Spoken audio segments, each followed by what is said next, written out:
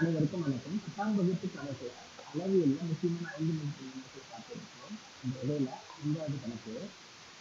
ஒரு தொழிற்சாலையின் உலோக வாளி தூண்டின் இடைக்கண்ட வடிவில் உள்ளது. அதன் மேற்புற அடிப்புற விட்டங்கள் முறையே 10 மீட்டர் மற்றும் 4 மீட்டர் ஆகும். அதன் உயரம் 4 மீட்டர் எனில் இடைக்கண்டத்தின் வலைப்பரப்பு மற்றும் மொத்த புறப்பரப்பு காண்க அப்படின்னு கேட்டிருக்காங்க. ஓகே, இப்போ நமக்கு எல்லாமே இடைக்கண்டத்தில் கொடுத்துருக்காங்க. முதல்ல இந்த டியூபோட ஃபார்முலாஸ் நல்லா பார்த்துக்கலாம். இதுல இருந்து நம்ம இடைக்கண்டம் கண்டுபிடிக்கும்.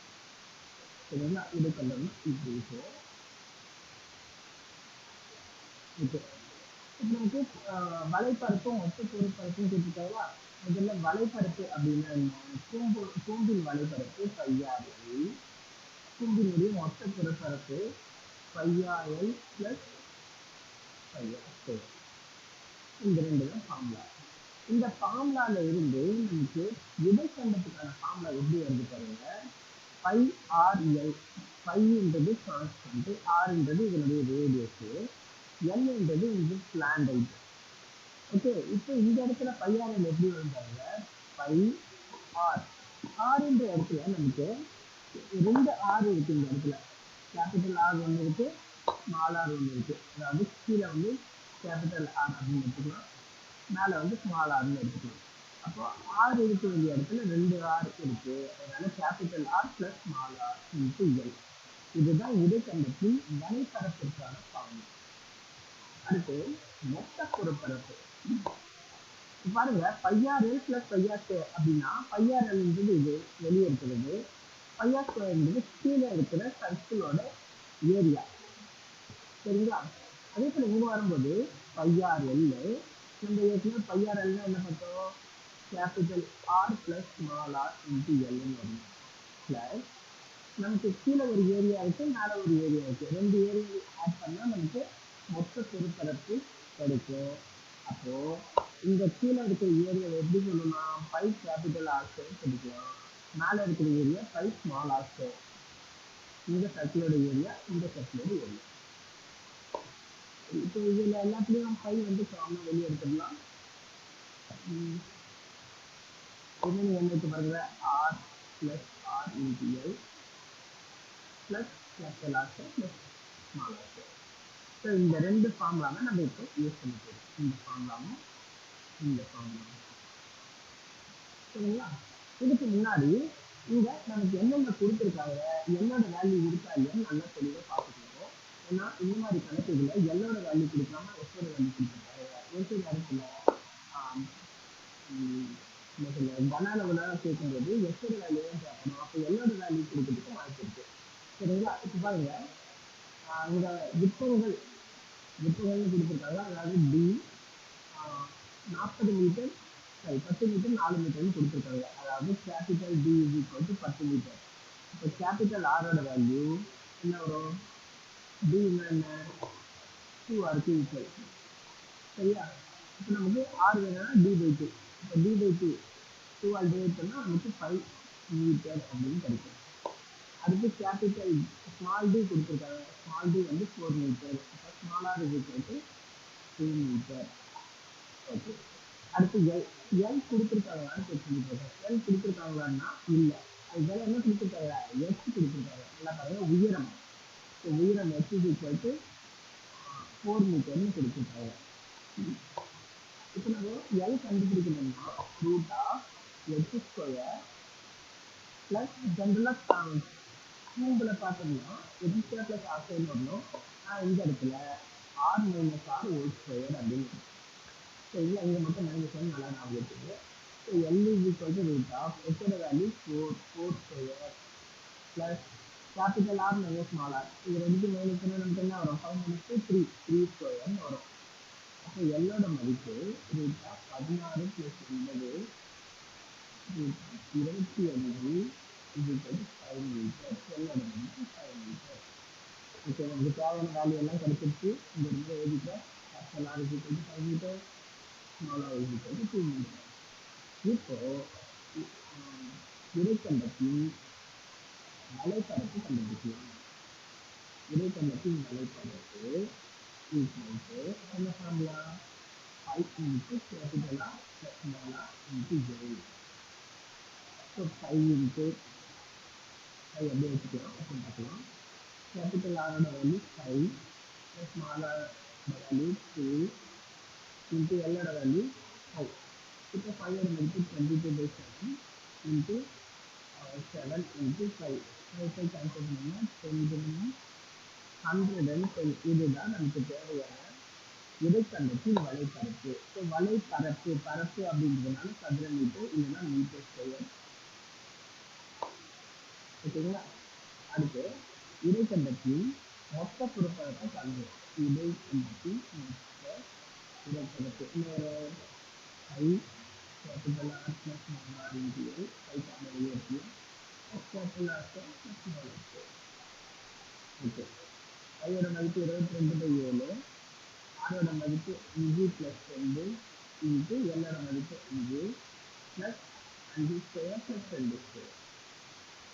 So 22/7 into 7 35. இங்கே ரெண்டுக்கு கொடுத்தா 7 வரும். 7 35 ப்ளஸ் 25 ப்ளஸ் 4 22/7 35 25 64 வருது. இப்போ நம்ம டிவைட் பண்ணணும் அப்படின்னா 1 7 7 9 7 63 remaining 1 point 10 3 30 approximately 9.14 எடுத்துட்டு but 10 2 into 9.14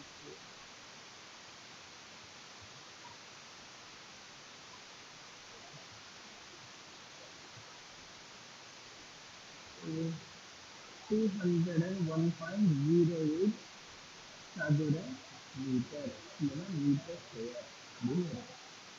201.08 மீட்டர் ஸ்கொயர். இதுதான் இடைக்கண்டத்தின் மொத்த புறப்பரப்பு. ஓகே, அடுத்த கணக்கு பார்க்கலாம். ஆறாவது கணக்கு, ஒரு சின்ன இரும்பு உருளையின் மொத்த புறப்பரப்பு 1848 சதுர மீட்டர். மேலும் அதன் வலைப்பரப்பு மொத்த புறப்பரப்பில் 5 பங்காகும். எனில் இரும்பு உருளையின் ஆரம் மற்றும் உயரம் காண்க அப்படின்னு கேட்டுருக்காங்க. நல்லா கவனிங்க.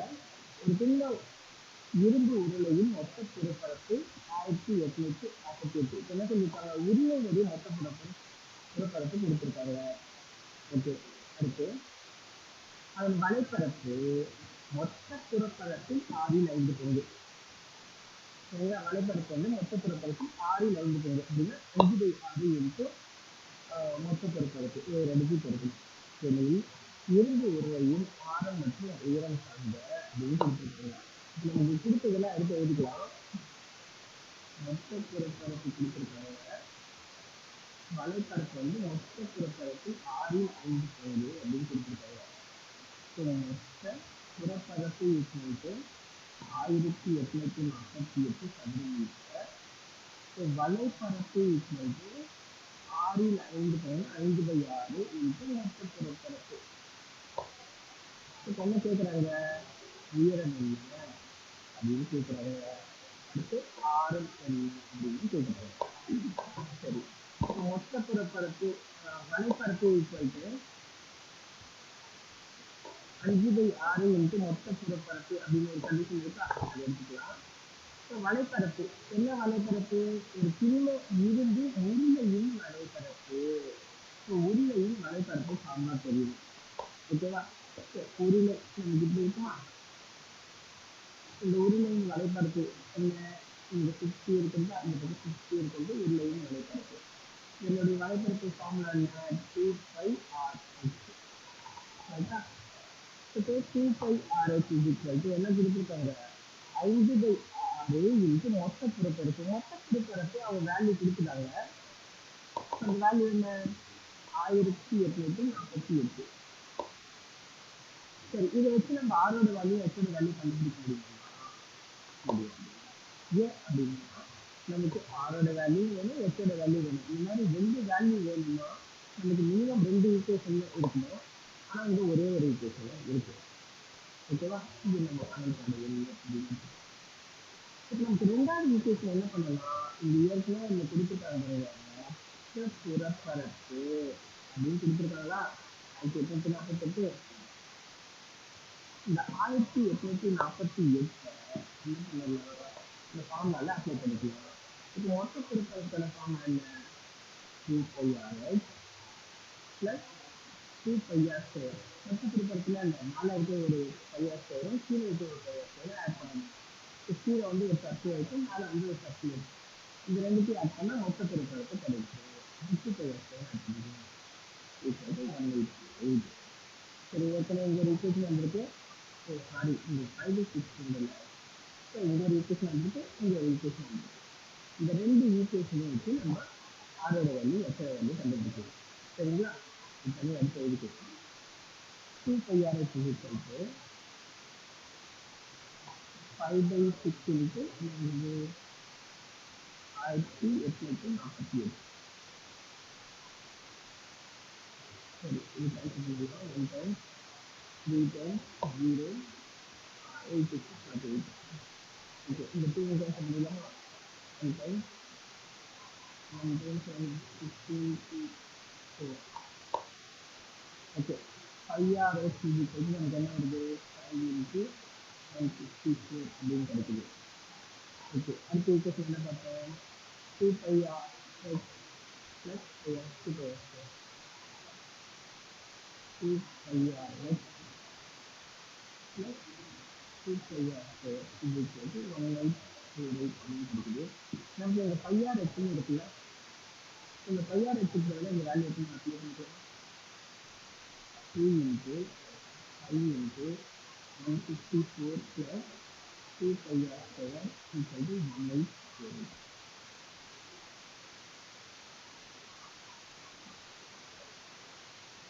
எல்லாத்தையும் மல்டிபிள் பண்ணி வர 10,540 2πr² equal to 1/8. இப்போ நமக்கு 2πr² மட்டும் வேணும்னா 1848 minus 1540. சரி, மைனஸ் பண்ண வரும் 8 0 3 308 வருது. சரிங்களா, அப்போ 2 into 22/7 into r² is equal to 308. r² is equal to 308 into 7 divided by 2 into 22. இப்போ கேன்சல் பண்ணலாம். மறுபடியும் 2 டேபிள் கேன்சல் பண்ணலாம். 11 times 7 1 7. மறுபடியும் 11 table 1 times 7 times. r² is equal to இங்கே ஒரு 7 இங்கே ஒரு 7 7² எழுதிக்கலாம். ஆரோட வேல்யூ 7 அப்படின்னு கிடைக்கும். சரி, அடுத்தது இந்த ஆரோட வேல்யூ எப்படி இங்கே அப்ளை பண்ணிக்கலாமா. So 5rx is equal to 5 into 164. 5ஓட வேல்யூ 22/7 into ஆரோட value 7 into x is equal to 5 into 164. 7 7 cancel பண்ணிக்கலாம். x is equal to 5 into 164 divided by 22. So 2 double பண்ணோம்னா 11 times 77, மறுபடியும் 1 time 7 times. So x is equal to 35 அப்படின்னு கிடைக்குது. ஓகேங்களா, இப்போ நமக்கு கொஸ்டினில் என்ன இதில் கொடுத்துருக்காங்கன்னு பார்ப்போம். இந்த சதுர மீட்டர்னு கொடுத்துருக்காங்க. அப்போ ஆரோட value r is equal to 7 மீட்டர்னு, x is equal to 35 மீட்டர்னு எழுதணும். சரிங்களா, இதுதான் என்னுடைய யூனிட் கொஸ்டினில் கொடுத்துருக்காங்க. அதை பண்ணி எடுக்கலாம். Okay, thank you. Thanks for watching. Please subscribe our channel.